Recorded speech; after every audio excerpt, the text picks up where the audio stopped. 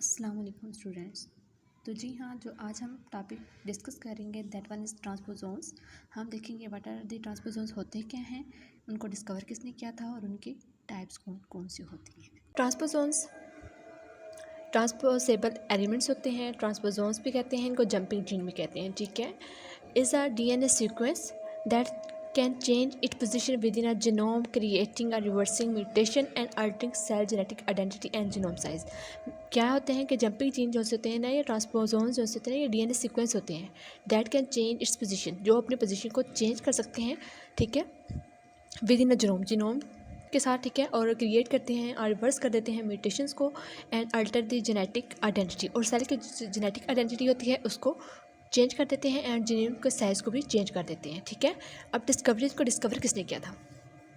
यहाँ पे था Barbara McClintock discover the first transposable elements in the maize में। इसने मेज़ में फर्स्ट टाइम डिस्कवर किए थे। मेज़ क्या होता है? शो करता है कलर वेरिएशन इन कर्नल। ठीक है, मेज़ क्या होता है? एक ऐसा कह सकते हैं कि प्लांट है जो कलर वेरिएशन शो करता है इन कर्नल्स में। ठीक है, फिर क्या होता है कि बारबारा एनसी क्लिंटन ने इसको डिस्कवर किया था फर्स्ट टाइम इन मेज़ में at Cold Spring Harbor Laboratory in New York.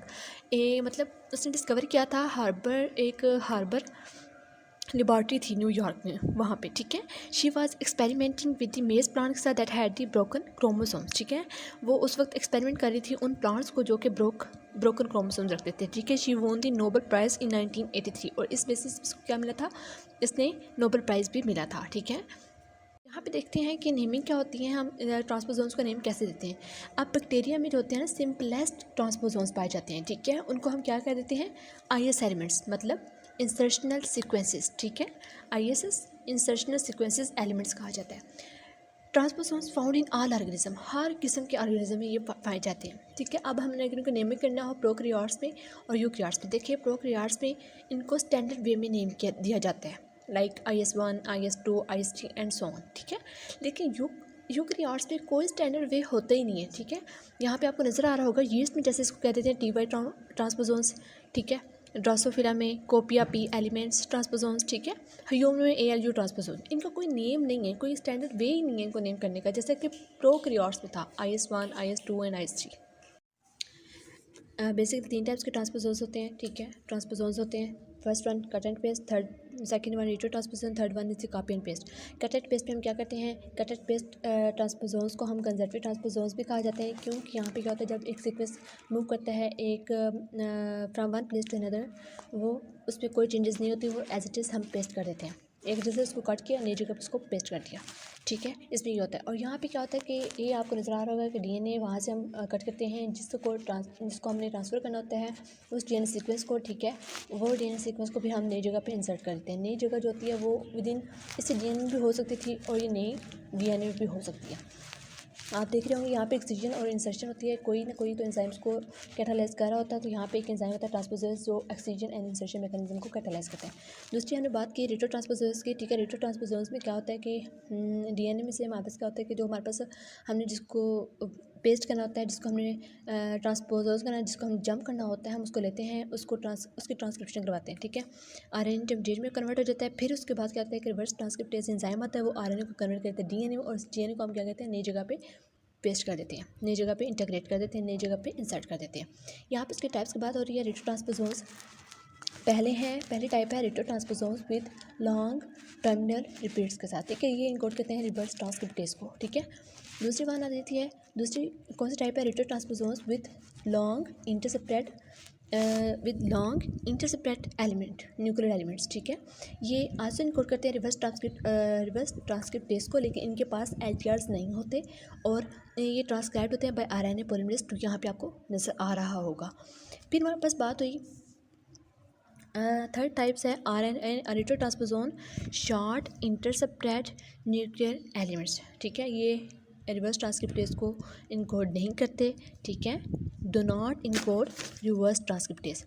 Transcribed होते हैं बाय RNA पॉलीमरेज 3 के ज़रिए। ये होते हैं RNA पॉलीमरेज 2 और ये RNA पॉलीमरेज 3 के ज़रिए ट्रांसक्राइब्ड होते हैं। मेक 11% ऑफ ह्यूमन जीनोम का 11% बनाते हैं। नॉन ऑटोनोमस होते हैं। अब यहाँ पे ना आपको पता होना चाहिए ऑटोनोमस कौन से होते हैं, नॉन ऑटोनोमस कौन से होते हैं। जो ऑटोनोमस ट्रांसपोजोन्स होते हैं ना वो कैन मूव बाय देमसेल्फ और खुद ब खुद मूव कर जाते हैं, ठीक है। लाइक इसकी एग्जांपल आ जाती है एक्टिवेटेड एलिमेंट्स, ठीक है। नॉन ऑटोसोमल जो होते हैं ना उनको require the presence of another, उनको ना किसी और ट्रांसपोजोन्स की ज़रूरत होती है कि वो मूव कर सकें, ठीक है।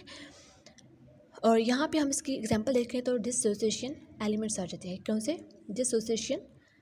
डिसोसिएशन एलिमेंट्स, ठीक है। एग्जांपल नॉन ऑटोनोमस ट्रांसपोजोन्स की, ठीक है। मैंने आपको बताया ये नॉन ऑटोसोम्स होते हैं, मतलब इनको किसी न किसी और ट्रांसपोजोन्स की ज़रूरत होती है मूव करने के लिए, ठीक है। और यहाँ पे हमने बात की ऑटोनोमस भी हो सकते हैं, नॉन ऑटोनोमस भी होते हैं। ऑटोनोमस जो होते हैं ना वो खुद ब खुद मूव करते हैं और नॉन ऑटोनोमस खुद ब खुद मूव नहीं करते, वो डिपेंड कर लेते हैं किसी और ट्रांसपोजोन्स पे, ठीक है।